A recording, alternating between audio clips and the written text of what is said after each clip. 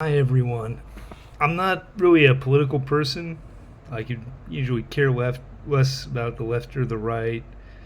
I consider myself an independent, but you know, there's a lot on the line for this election, and before you guys make a decision, I wanted to shed a little bit of light on Project 2025. You know, it's a big document, and I didn't really want to read it myself. I was listening to other people read it, but those people haven't been posting, and you guys have a right to know what's in this document. They say if you ever want to hide something, put it in a book.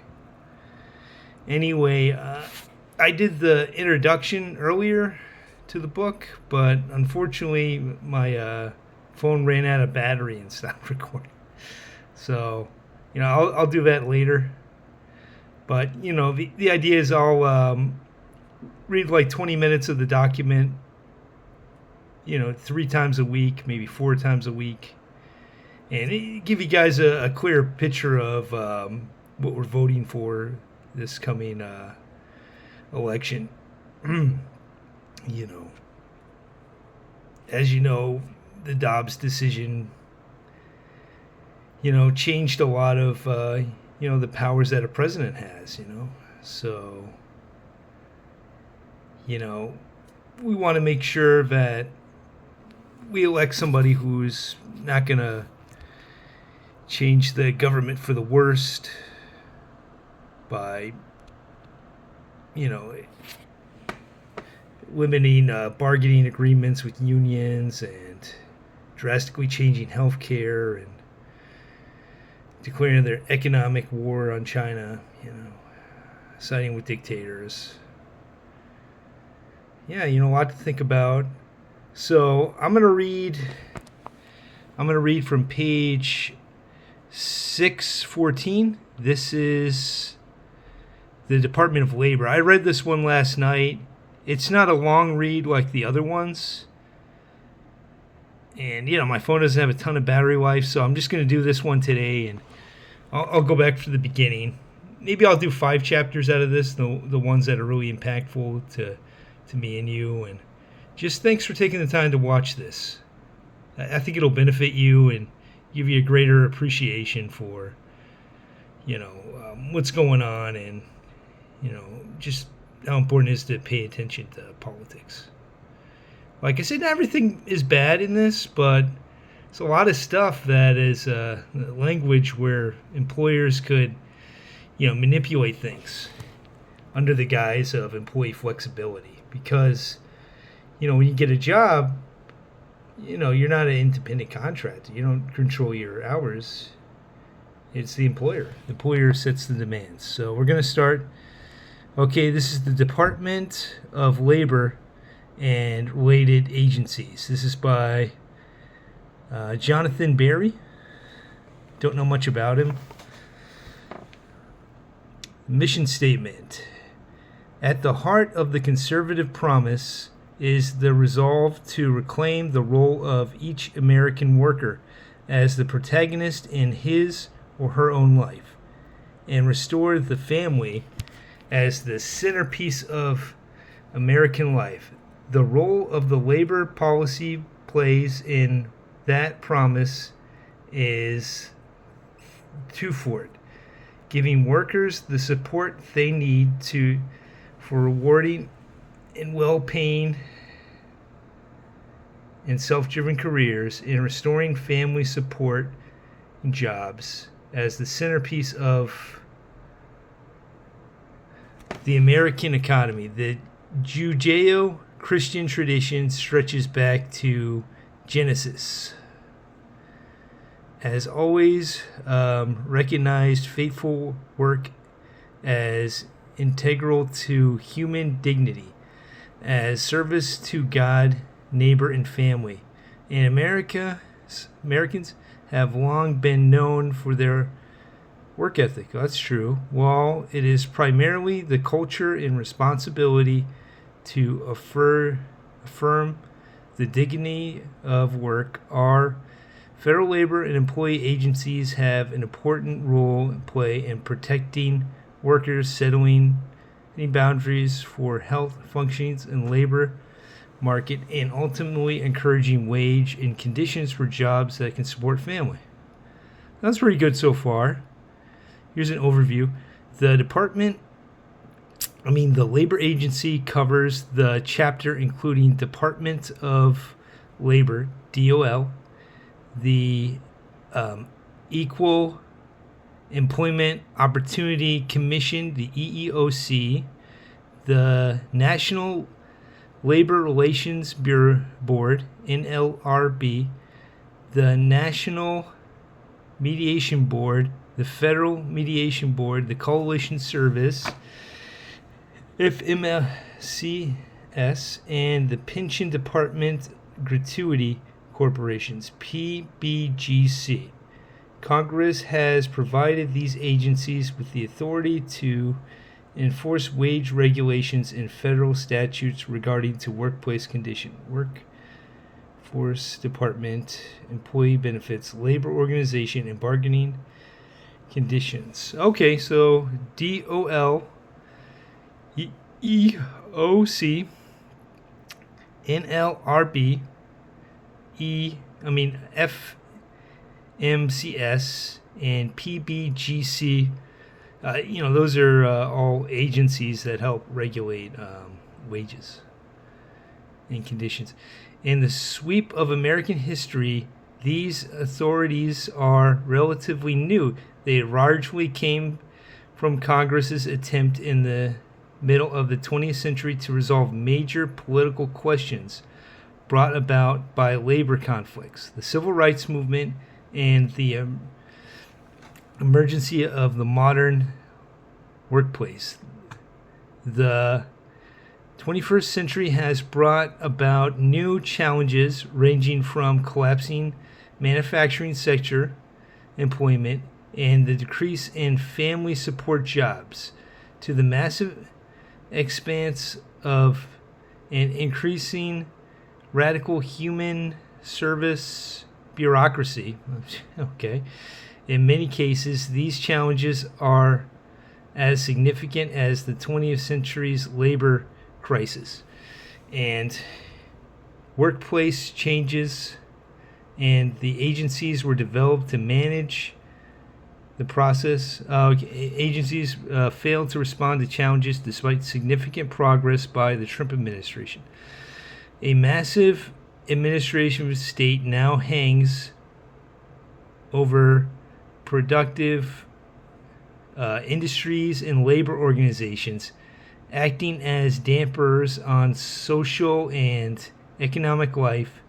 And under the Biden administration, these administrative states have imposed most assertive left-wing social engineering agenda in the agency's history, ratcheting up the regulatory costs on small businesses and other productivity industries. These agency authorities have been abused by left to favor human resource bureaucrats, climate change activists, and union bosses. Oh, jeez. Okay, it's a buzzword for you. Reverse the DEI revolution in labor policy. Under the Obama and Biden administration, labor policies have yet another target of the diversity, equality, and inclusion revolution. Under this ministerial left-wing race and gender ideology, every aspect of labor policy became a vehicle with which to advance race, sex, and other classifications and discriminate against conservative religious viewpoints. These subjects, other pro-life, next administration. Okay. Eliminate racial classifications and critical race theory training. The Biden administration has pushed racial equality. Not a bad idea, in my opinion. in every area of our national life, including in employment. These condone the urge of racial classifications and racial appearances under the guise of DEI critical race theory, which categorize individuals as oppressors and victim based on race. Non-discriminatory and equality are under the law. DEI is not a title of prohibited discrimination, employee based. Okay, hopefully we're going to get into some policy soon. I forgot how long this intro was. The president should declare. Okay. Okay, good. We're going to get into some stuff. Yeah, DEI, whatever.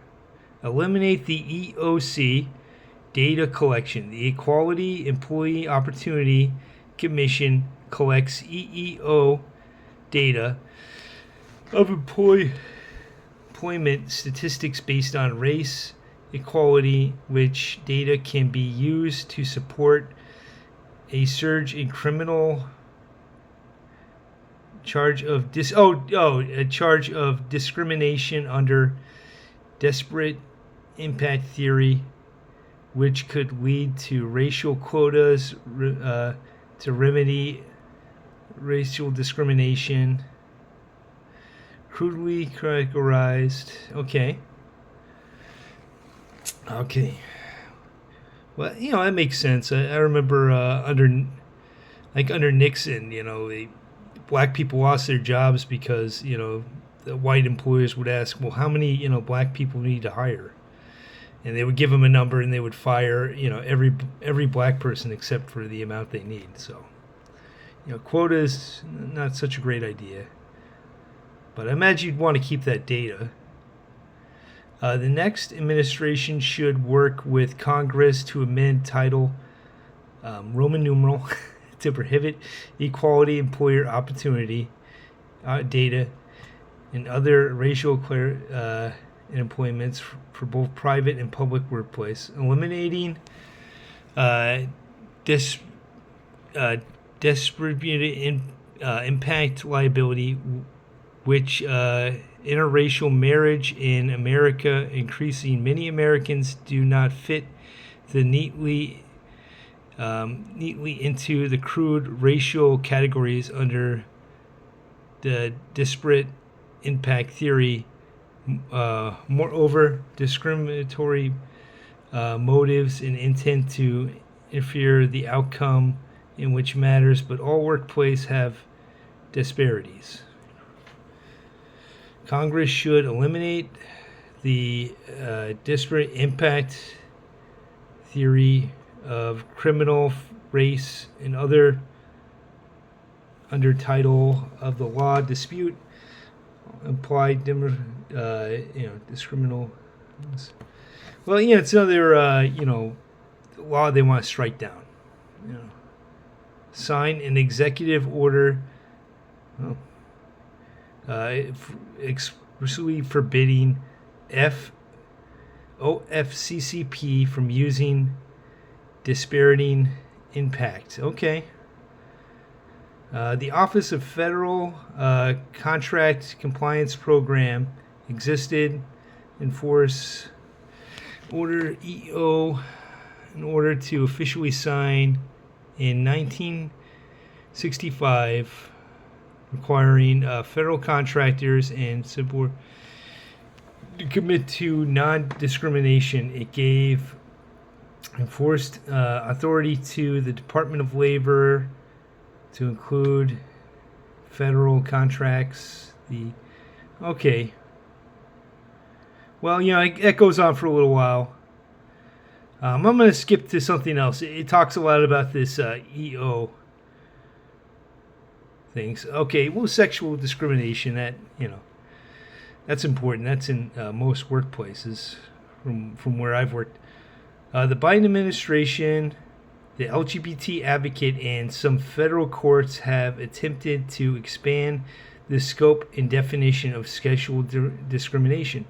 Based in pair, the Supreme Court's decision in Blocks versus Clay County. Blocks held that an employer who fires someone simply for being homosexual or transgender validates, the motion we're talking about. Prohibited against sexual discrimination, the court limited its holdings to the hiring and firing, to the motion we're talking about, EO, and did not address EO, such as bathrooms, locker rooms, and dress codes. Other laws prohibited sexual discrimination. Notably, the court focuses on the statute of employees in using the term transgender status rather than the abort. I don't know. It's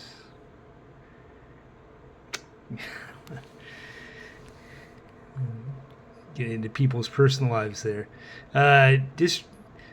Biloxi, the amendment should restrict Biloxi applicants of sexual protections, or sexual orientation, and transgender status, context of hiring, firing.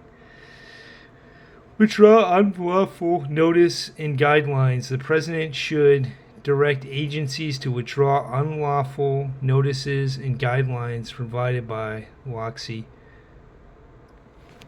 Let's see.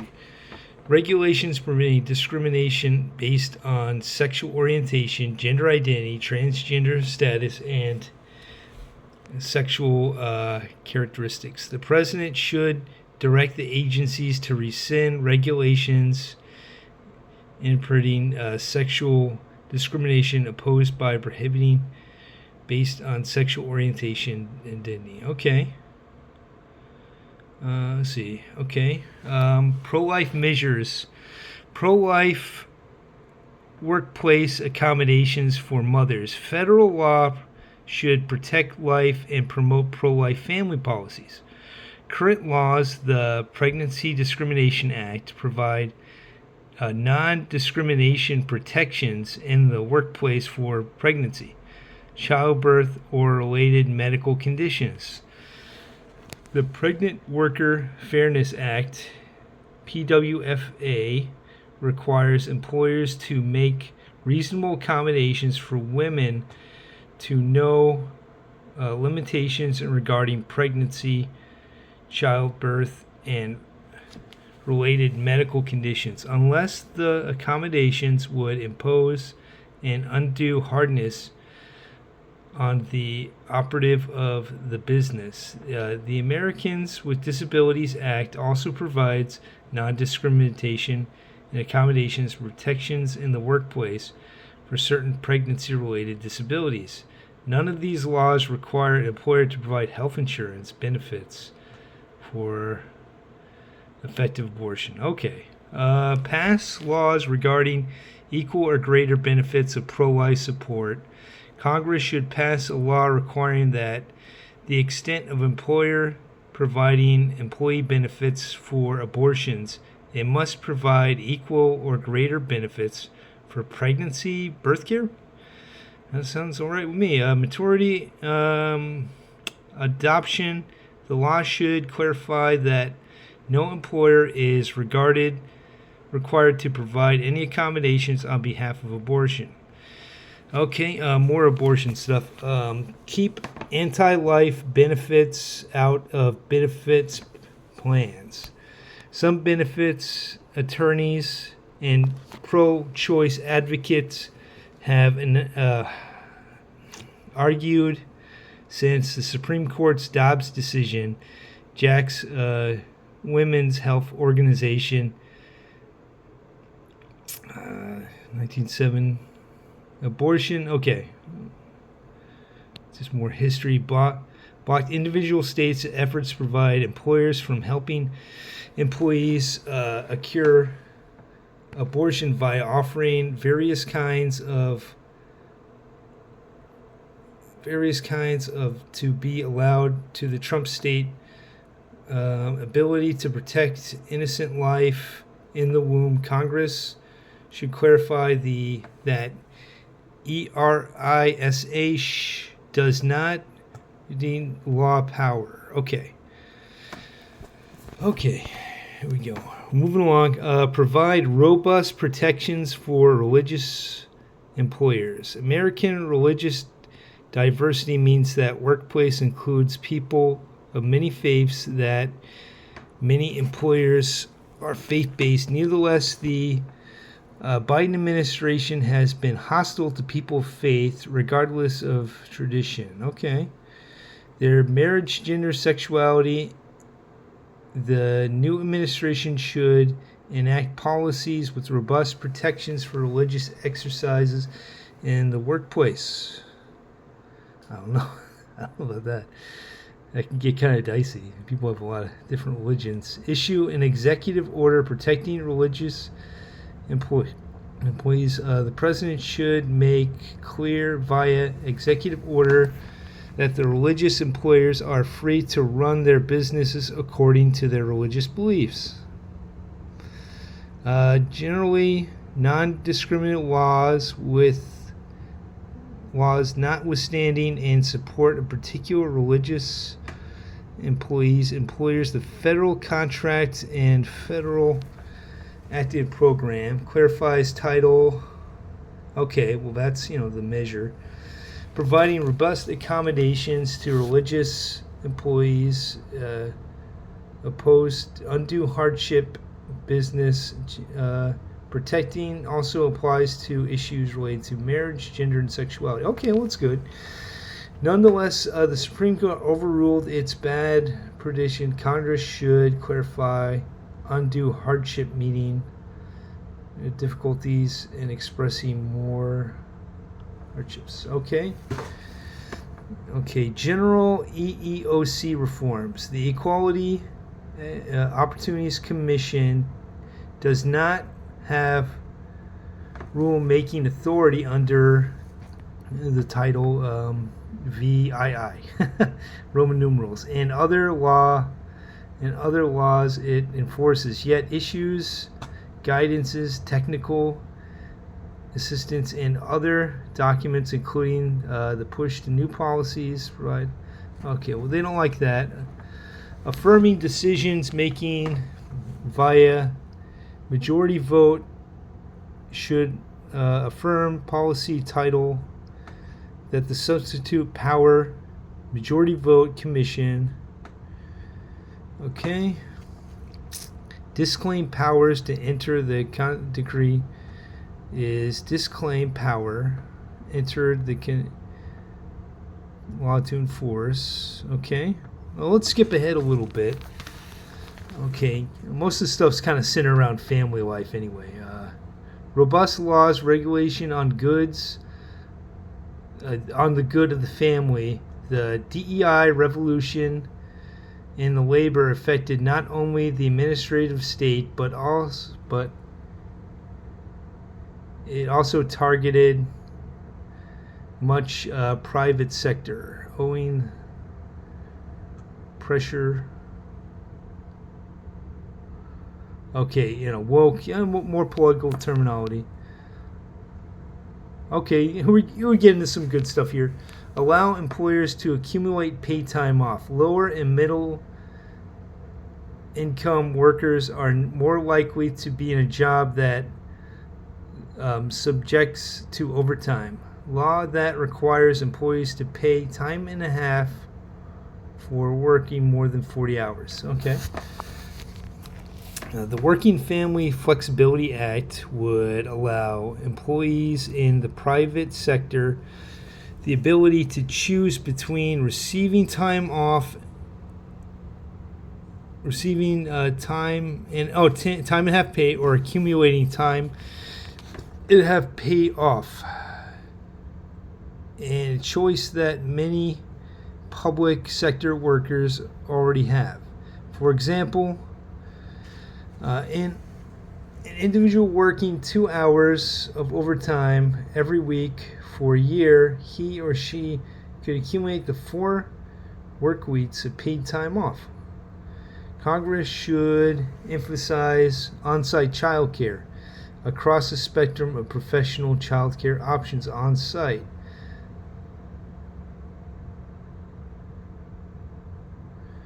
Okay, the doll should commit to honest study of challenging in the workplace. Women's Bureau of the DOC tends to provide politicized research, engaging agenda that it's Bureau. Oh, okay. Equalize retirement savings access to married households. The limit on individual contributors to a 401k, 403b, and other such work-based retirement accounts is $22,500 for 2023. Individuals who do not work or do not have access to work-based retirement accounts can save up to $6,500 in an IRA. These individual-based systems create disadvantages for married couples with only one spouse who works.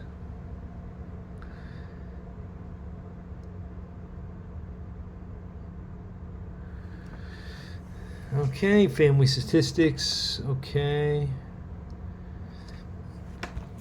Alternative views. Okay. Sabbath rest. God ordained the Sabbath as a day of rest, and until recently, the Judeo-Christian tradition sought to honor the mandate by moral and legal regulations of work on that day. Moreover, a shared day off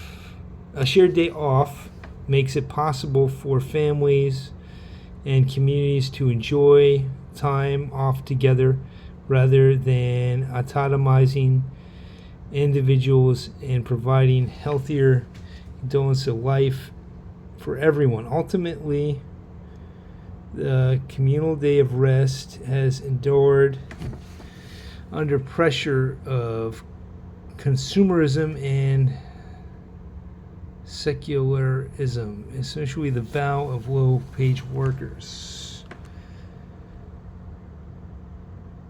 Okay, Congress should endorse a cumulative rest by emitting a Fair Labor Act that requires that workers be paid time and a half for hours worked on a Sabbath. Well, that's kind of a cool idea.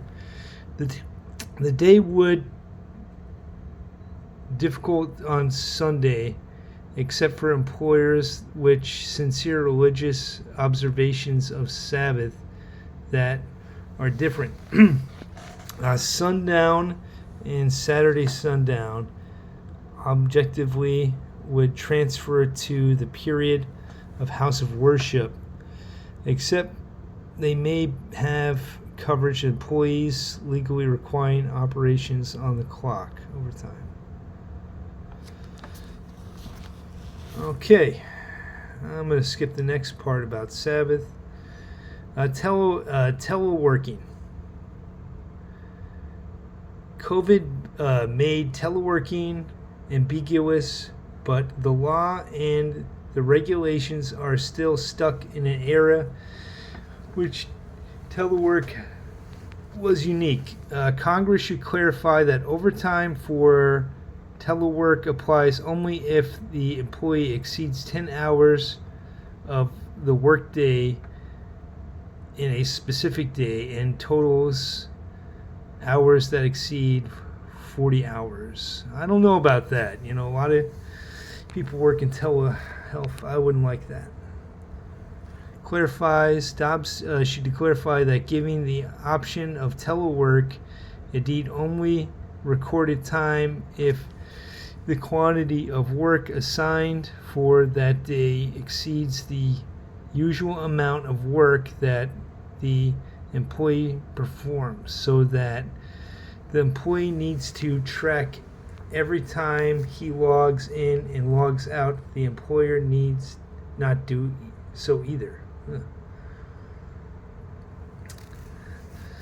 Nobody likes people that work from home.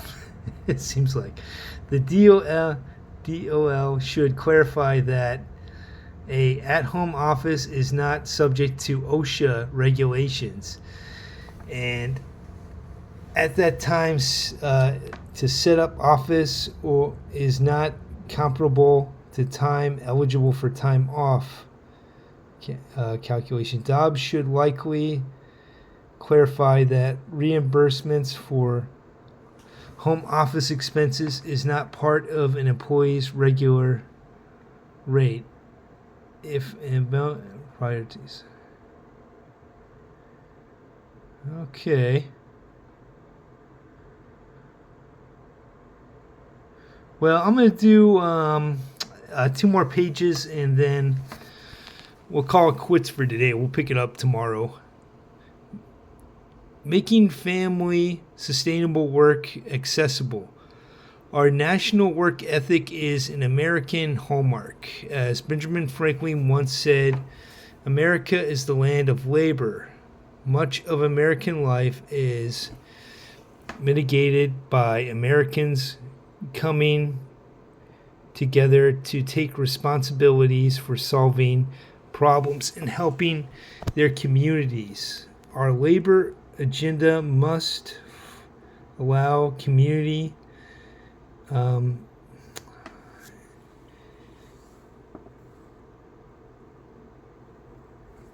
don't know what this word is, including small businesses, schools, universities, religious organizations, and work organizations to thrive.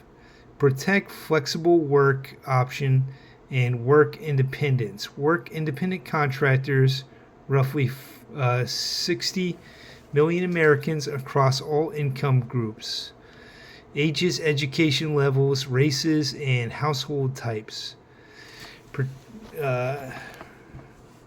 Particularly independent work, including full-time, part-time, as side hustle. People choose independent work for a variety of reasons, including flexibility, earning potential, and the desire to be one's own boss.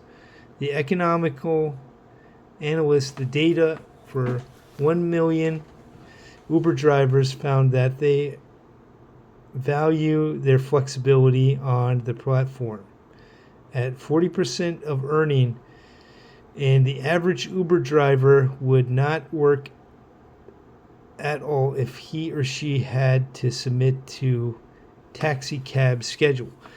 The value of flexibility extends beyond ride sharing and other platform work. More than half of the people who did independent work in 2021 said that they cannot work a traditional job because of personal or family circumstances, health, or caring for a child. Independent workers or contractors are also critical to entrepreneurship and small business growth and success. On average, employers with 4 or fewer employees rely on 7 contractors to their business. Without the ability to hire these contractors, many small businesses could not compete with larger ones that can afford to employ workers in-house. Businesses and workers currently must navigate many different who is not employed. Independent contractors based on federal and state employment compensation, tort tax, pension law. This complexity often leads to confusion. Import classifications, costly limitations. The Trump administration finalized a rule providing clarification for these workers. Okay. Qualification of independent contractor and employees under the FLSA, NLRA. The Biden administration is replacing these rules with vague definitions. Cost. the NLRB and DO should return to their 2019 and 2001 independent contractor rules, providing much needed clarification of workers.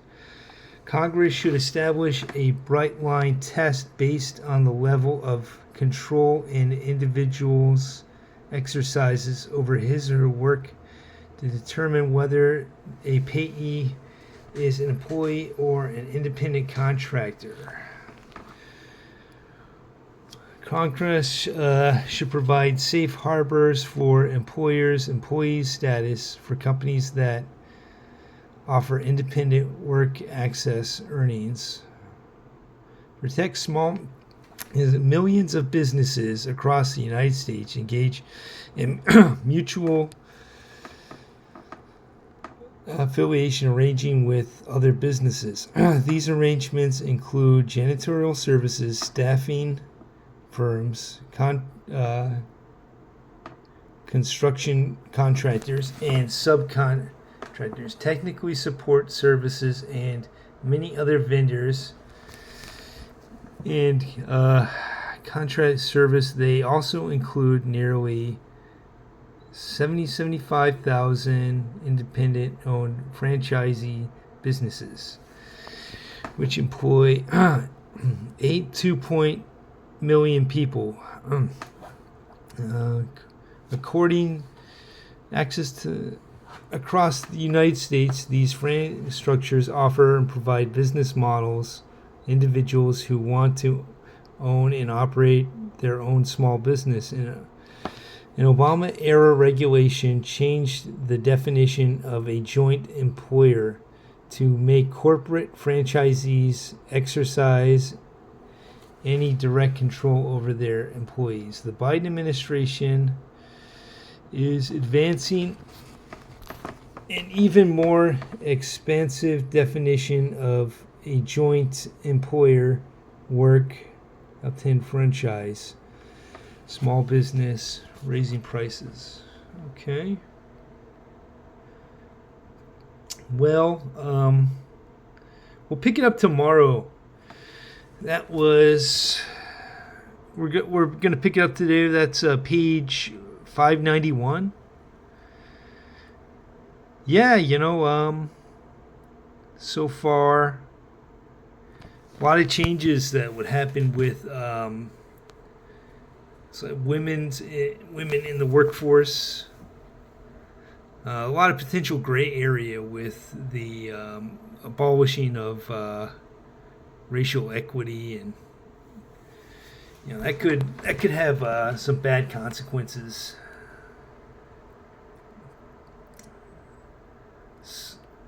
So, yeah, now you know that, and I'll pick it up tomorrow.